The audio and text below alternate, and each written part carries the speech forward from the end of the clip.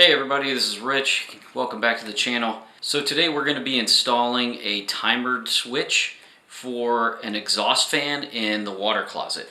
So let's go ahead and get started. So when I was getting ready to plan out the bathroom, I wanted to make sure I had an exhaust fan in the water closet, but inevitably I like to have it on for a little bit past the time when I'm actually in the bathroom, and so ultimately what happens is it's on for a long period of time and forget to turn the fan off.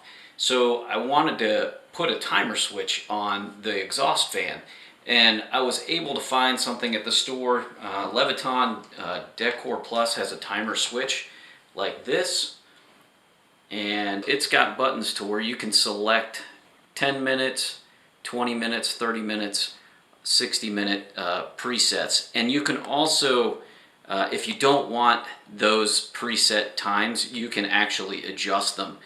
There's directions inside so that you can adjust these time limits. It's just the default will have 10 minutes on here, but you can adjust the timing. So if you want, they have different versions of this. I saw on their site that they have different ones with different presets and the actual buttons that match the times you're looking for. Like if you only wanted 5 minutes, you can do that.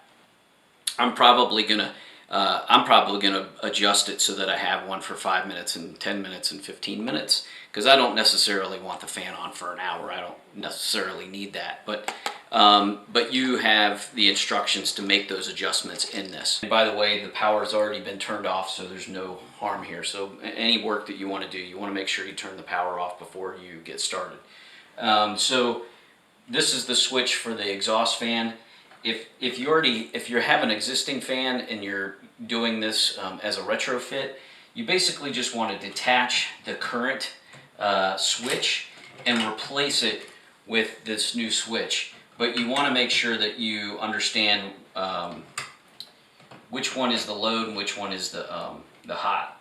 On a regular switch, the bottom one is your hot from the panel, and then the top is your load, which goes to the actual exhaust fan. So we just want to disconnect those, and then we want to connect up the new switch to this junction box. Okay, so you just need to disconnect these, including the ground.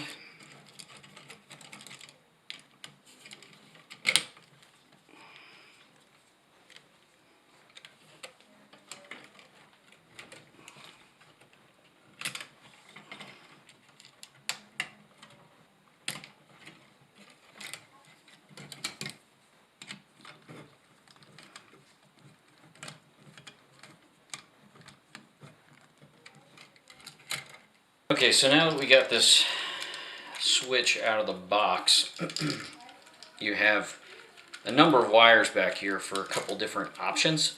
So if you have a switch that is on a 3-way or a 4-way, they give you this yellow wire to have for the traveler, and then the remaining ones you will use as you normally would. So first we'll do the ground, and we just go ground to ground.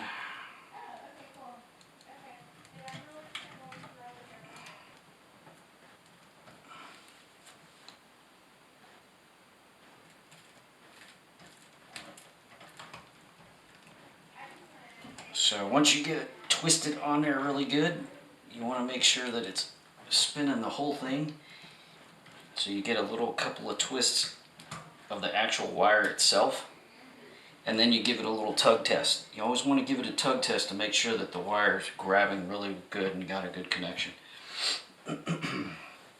Now we can go ahead and do the white. Let's go ahead and undo this. I'll go white to white.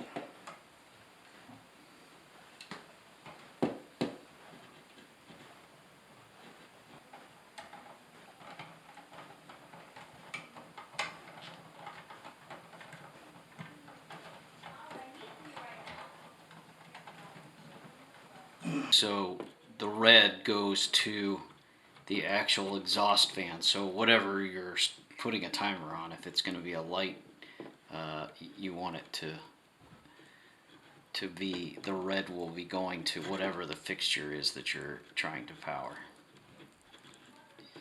which is the load side. So we're going to go ahead and wire that up.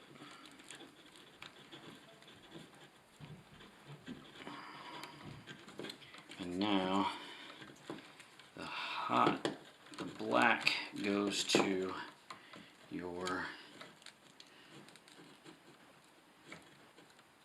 line side, which is hot, which means this is coming from the panel essentially.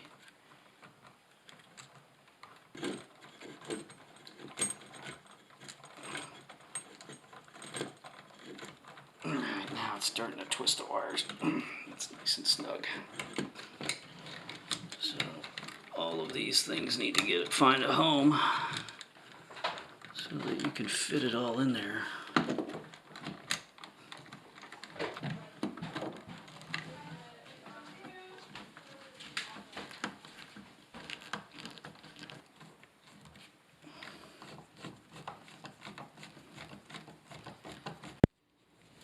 And now I have a fresh cover plate to match this size and the regular toggle switch.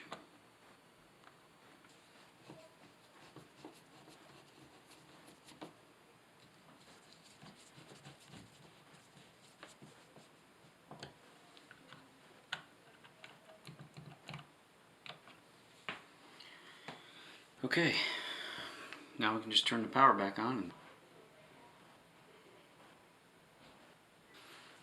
Okay, we got power here, so that's working. And then let's do 10 minutes. And then you got 20 minutes, 30, or 60. And if you want to turn it off, you can manually turn it off. But if you just hit 10 minutes and then not worry about it, it'll turn off after about 10 minutes.